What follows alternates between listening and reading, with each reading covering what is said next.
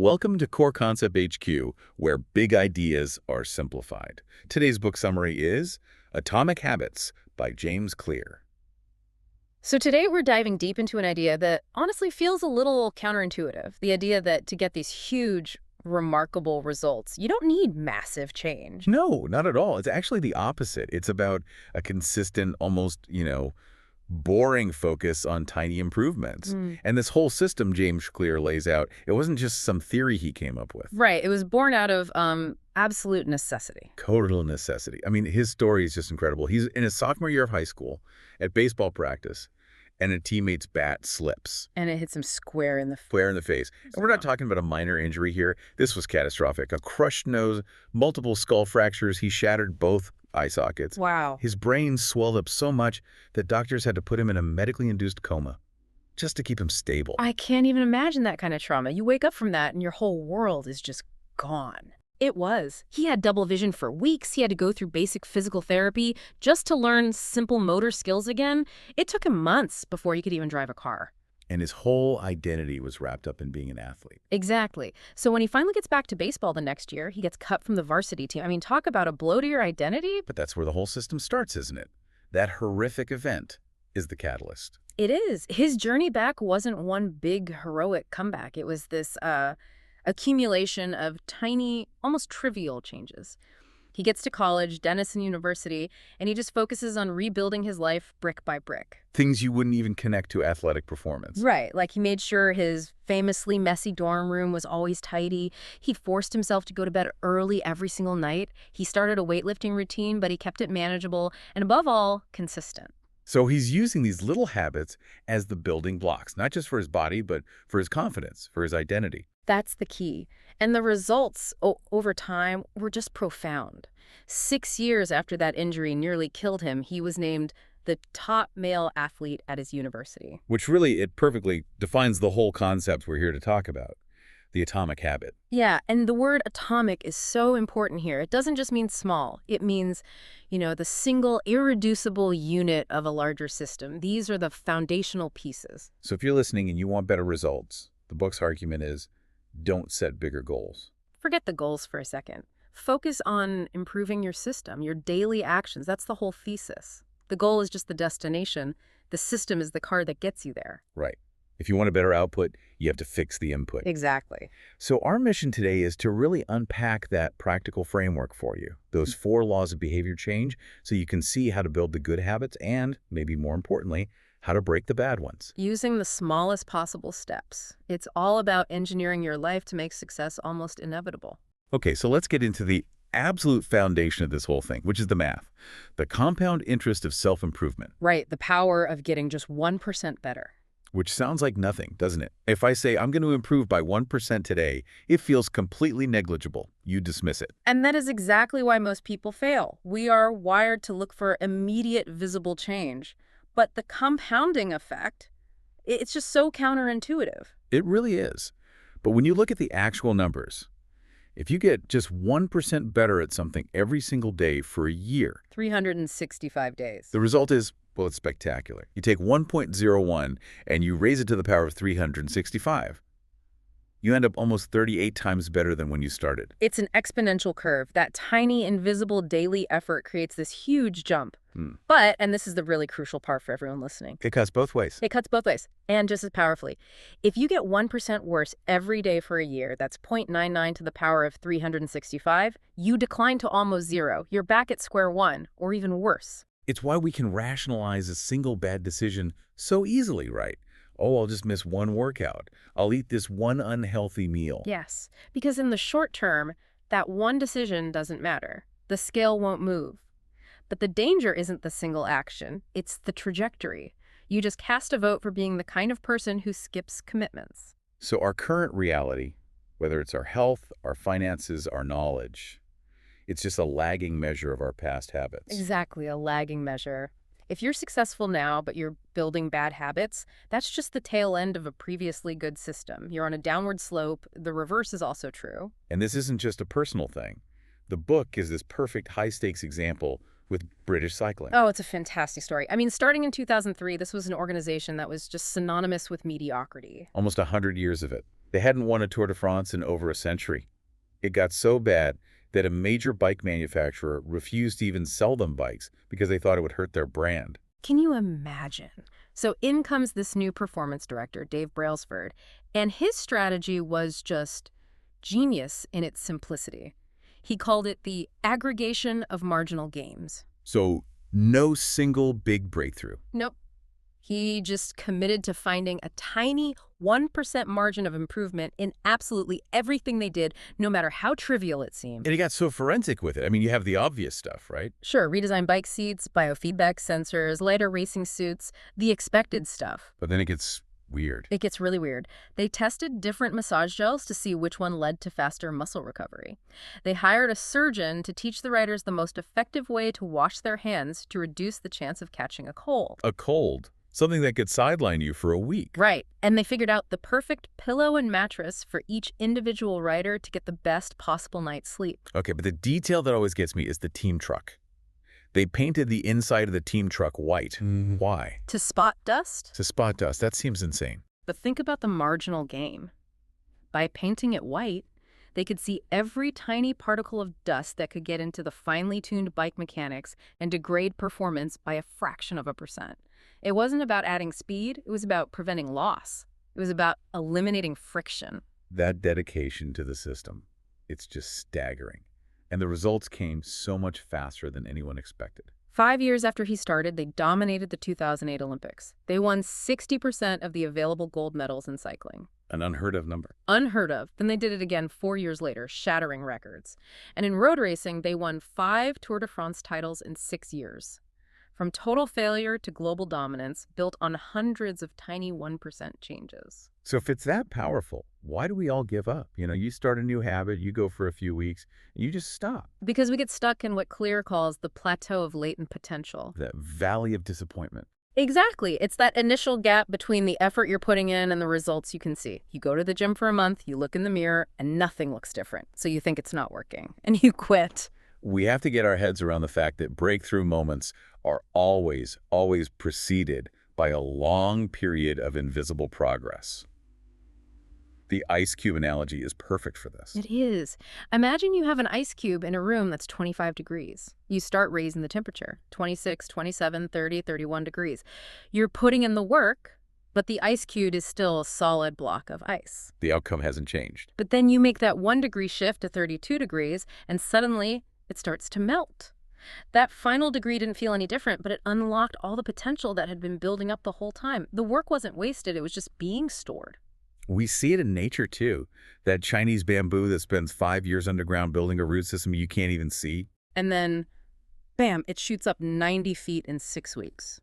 The work has to be done first. The message is just so clear. You have to persist long enough to break through that plateau. That's the price of mastery. All right, so now that we get the power of compounding, let's talk about the big mindset shift. Because according to the book, most people try to change the wrong thing. This is, for me, the most important idea in the whole book, the concept of identity-based habits. Okay, so there are 3 layers of change, right? Like an onion. Exactly. The outer layer is your outcomes. That's what you get. Losing weight, writing a book. The middle layer is your processes. That's what you do. The diet plan, the running schedule. But that inner core, the deepest layer that really controls everything long-term, is your identity. It's what you believe about yourself. And most of us start from the outside in. We say, I want to lose 10 pounds. That's an outcome. And that's the problem. Because true, lasting change has to work from the inside out.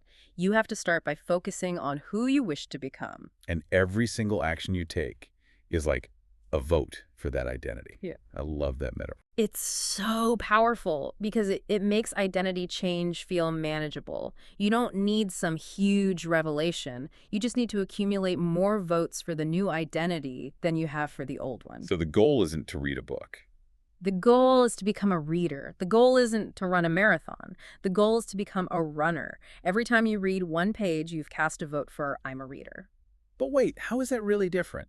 If I want to be a reader and I read a book, isn't that just semantics? The difference is where your motivation comes from. If your goal is just the outcome reading, the book motivation dies once the book is finished. But if your goal is the identity being a reader, the habit is tied to your self-image. It's a continuous process. I see. So it creates this long-term motivation shield. The smoking example illustrates this perfectly. It does. If you offer a cigarette to someone who's trying to quit and they say, no thanks, I'm trying to quit. They still see themselves as a smoker who is currently resisting. It's a struggle. Exactly. But if they say, no thanks, I'm not a smoker, that's a profound identity shift. The behavior smoking now conflicts with their core belief about who they are. It's not a battle anymore. It's just who they are. So how do you actually do this? How do you build a new identity? It's a really simple two-step process. First, decide what type of person you want to be. Be specific. A healthy person, a reliable person, a patient person. And second, Prove it to yourself with small wins. And those small wins, those are your atomic habits. the book tells that story about the woman who lost over 100 pounds. Her whole strategy was based on one question, right? Just one question she asks herself all day long. What would a healthy person do? That's brilliant. It's a fantastic mental tool. It takes the emotion out of the decision. Would a healthy person take the stairs or the elevator? Would they order the fries or the salad? By filtering every tiny decision through that identity, she just became a healthy person. It became the default. So we figured out the why and the who. Now we need the how, the practical framework. The 4 laws of behavior change. And it all starts with law number 1. Make it obvious. But first, we need to quickly understand the engine behind all of this. The habit loop. 4 steps. Right. Cue, craving, response, and reward. The cue is the trigger. The craving is the motivation. The response is the action. And the reward satisfies the craving and teaches your brain to do it again. So the cue and craving are the problem, and the response and reward are the solution. Precisely. And the biggest challenge, especially with our bad habits, is that the cues become completely invisible. They're non-conscious. The phone in your pocket, the cookie jar on the counter. They're just part of the background. They run on autopilot. And you can't improve a habit that you're not aware of. So the first step of any change is to make the unconscious conscious. How do we do that? The simplest tool is the habit scorecard. It's a simple but really honest exercise. You just write down every single thing you do on a typical day. From checking your phone when you wake up to what you do before bed. Everything. And you just label them. A++ for a good habit, a minus for a bad one, and an equals for a neutral one. It forces you to see where your votes are actually going. Another fascinating tool for this is that Japanese railway system technique. Pointing and calling. Yes, it's a safety ritual. The train operators don't just see a signal is green. They physically point at it and say out loud, signal is green. So it moves the action from an unconscious scan to a conscious physical act. It reduces errors. Drastically. And you can do this yourself. Before you grab that unhealthy snack, say out loud, I am reaching for this cookie, and this is a vote against the healthy person I want to be. It creates just enough friction to make you pause and think. Okay, so once we're aware of the cues, we need to design new, obvious ones for the good habits. And the best way to do that is with implementation intentions. This is about making a plan in advance for when and where you'll act. The formula is super simple. I will behavior at time and location. It sounds almost too simple to work, but the research is just overwhelming. One study on exercise had a control group where only about 35% of people worked out consistently. Right. But the group that just wrote down that one sentence, that implementation intention. Their follow-through rate jumped to 91%. 91%. It proves that most of the time, the problem isn't a lack of motivation, it's a lack of clarity. And building on that is the idea of habit stacking. Yeah, this is where you piggyback a new habit you want to start onto a current habit you already do every day without fail. The formula for this one is, after I current habit, I will do habit. So instead of a vague goal like I should meditate more, you stack it. After I pour my morning coffee, I will meditate for 1 minute. Your current habit, the coffee, becomes the automatic trigger, the cue for the new habit. You're using the momentum you already have. It's a brilliant way to make the cue for your new habit incredibly obvious. Okay, that brings us to the second law, which is all about the craving. Make it attractive. And this is where we get into the brain science, specifically dopamine. We used to think of dopamine as the pleasure chemical, but that's not quite right, is it? It's not. The modern understanding is that dopamine is about anticipation and motivation. The dopamine spike doesn't happen when you get the reward. It happens right before when you anticipate it. So the gambler gets the rush before they pull the lever, not after they win. Exactly. The anticipation of the reward is what drives the action. And our modern world is an absolute minefield of what scientists call supernormal stimuli. Exaggerated cues that hijack this ancient brain wiring. Precisely. Our brains evolved to crave salt, sugar, and fat because they were rare and vital for survival. Today, they're everywhere. And the food industry knows exactly how to exploit that. They engineer foods with what they call high dynamic contrast. Think about an Oreo, the crunchy cookie and the soft, creamy filling. That contrast keeps your brain excited and engaged, making you want more. An apple is just an apple. An Oreo is a sensory adventure. We're basically living in an environment designed to make every bad habit incredibly attractive. Which means we have to consciously engineer our good habits to be more attractive. And the best strategy for that is called temptation bundling. This is where you link an action you want to do with an action you need to do. It's basically grandma's rule. You have to eat your vegetables before you can have dessert. You use the thing you're already motivated to do to pull you through the thing you're resisting. The story about the engineering student is a perfect example. Ronan Byrne. Yeah, he loved watching Netflix but hated exercising on his stationary bike. So he literally hacked his bike so that Netflix would only play if he was cycling at a certain speed. That is genius. He didn't have to find motivation to exercise. He just had to tap into his motivation to watch Netflix. So the formula for you is simple. First, do the habit you need to do. Second, you get to do the habit you want to do. So after I make 3 sales calls, I will check ESPN. Exactly. You start to look forward to the hard task because you associate it with the immediate reward of the fun task. You're making the craving for the want do the work for the need. Okay, law 3. Make it easy. This is all about the actual action, the response. And it comes down to a fundamental law of human behavior. The law of least effort. Our brains are wired to conserve energy. We will always instinctively gravitate toward the easiest option. So it doesn't matter how motivated you are. If a good habit is hard and a bad habit is easy, the bad habit will usually win. 9 times out of 10. This is why we have to ruthlessly reduce friction for our good habits. We need to design our environment to make the right choice the easiest choice. That hospital cafeteria study is just a perfect demonstration of this. It is. The researcher, Anne Thorndike, wanted people to drink less soda. She didn't give a lecture or put up posters. She just changed the environment. She just changed the choice architecture. She added water bottles to every drink station and, crucially, replaced all the soda in the main refrigerators by the cash registers with water. So water became the most obvious and available choice. And what happened? Over 3 months, soda sales dropped over 11%, and water sales went up by nearly 26%. She didn't change motivation. She just made the good habit easier. You can do this at home. Get the apples out of the crisper drawer and put them in a bowl on the counter. Make it zero friction. Another great example is the Schiphol airport urinals. They etched a tiny little sticker of a fly inside the urinal. Which gives men something to aim at. And it worked. It dramatically reduced spillage and cut the airport's cleaning costs by 8%. A tiny design change that made the desired behavior easier. This leads to the idea of priming the environment, preparing things in advance. Right. If you want to go for a run in the morning, lay out your workout clothes, your shoes, your headphones, your water bottle the night before. So when you wake up, you remove all those little decision points that create friction and give you an excuse to quit. You make the jump from thinking about it to doing it as small as possible. The inversion of this is just as powerful. Increase friction for your bad habits. Make them difficult. Put your phone in another room while you work. Take the batteries out of the TV remote. Exactly. People with incredible self-control aren't necessarily stronger than you. They're just better at structuring their lives to avoid tempting situations in the first place. And to make starting a habit as easy as possible, we have the 2-minute rule. This is a game changer. When you start a new habit, you have to scale it down so it takes less than 2 minutes to do. The point isn't the result. The point is to master the art of just showing up. Yes.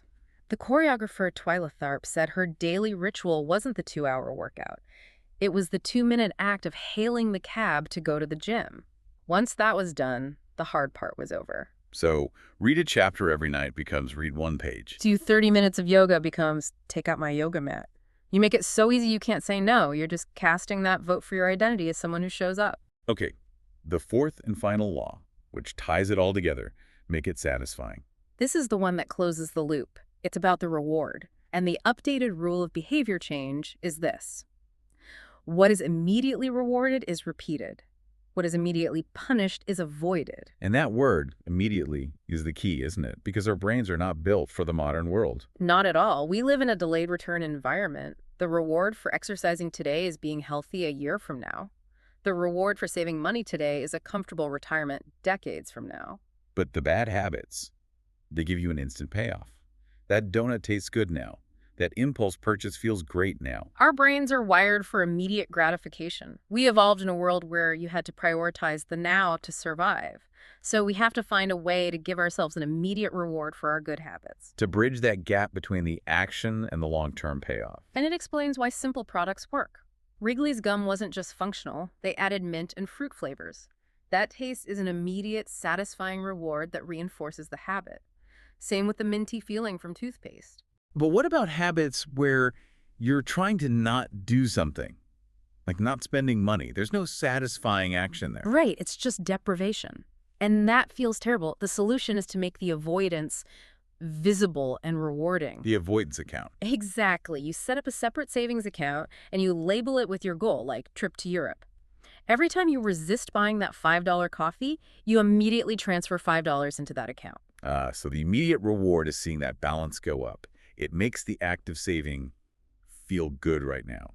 It's instant, visible progress. And that leads to the ultimate tool, which is habit tracking, because it hits all 4 laws at once. Okay, how so? It makes the habit obvious because the tracker is a visual cue. It makes it attractive because you don't want to break your streak. And it makes it satisfying because you get to check off the box and see your progress. The story of Trent Dersmed, the stockbroker, and the paperclip strategy is perfect. It's so simple. He started every day with 2 jars. One was full of 120 paper clips, the other was empty.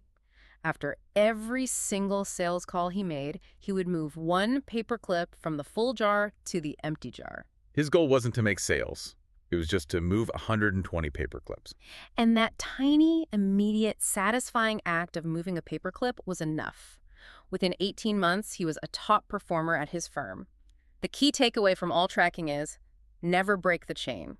But if you do, And you will. you will. The cardinal rule is never miss twice. 1 missed day is an accident. 2 is the start of a new bad habit. Successful people are just better at getting back on track quickly. So once you have a habit going, how do you stick with it long term when it starts to get boring? That's where the Goldilocks rule comes in. To stay motivated, we need to work on tasks that are of just manageable difficulty, Not too easy, not too hard. right on the edge of your current abilities. Research suggests the sweet spot is a challenge that's about 4% beyond what you can already do. And that's where you hit that flow state where you're fully engaged. But the biggest threat to long-term success isn't really failure, is it? No, it's boredom. Once you get past the beginner phase, the habit becomes routine, and we crave novelty. This is what separates the pros from the amateurs. Absolutely. An elite coach will tell you that the best athletes are the ones who can handle the boredom of showing up every single day and doing the same drills over and over. Amateurs get distracted. Professionals fall in love with the process and stick to the schedule. And finally, to really succeed long-term, you have to make sure you're playing the right game for you. You have to align your habits with your natural strengths and personality. If you're not a naturally conscientious, detail-oriented person, a habit that requires meticulous daily tracking is always going to be a struggle. You need to design a system that works with your nature, not against it. You can't win by being better, so you have to win by being different. Exactly. Look at Scott Adams, the creator of Dilbert. He admitted he wasn't the world's best artist or the funniest comedian. But he combined his decent drawing skills with his decent sense of humor and his deep knowledge of corporate culture. And in that very specific niche, he had almost no competition. He found a game that was perfectly suited to his unique combination of skills. That's the path to mastery. We've covered a tremendous amount of ground today, but if you take nothing else away, please remember this. You do not rise to the level of your goals, you fall to the level of your systems. By focusing first on your identity, who you want to become, and then systematically implementing the 4 laws, make it obvious, attractive, easy, and satisfying, you are continuously casting votes for that desired identity. You are setting up an environment where good behavior is inevitable and bad behavior is either frustrating or invisible.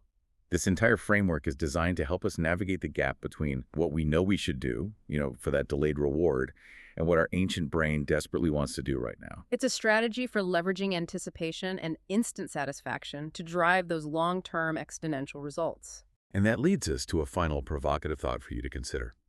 Suffering drives progress, as the underlying source of all ambition is the desire to change your current state.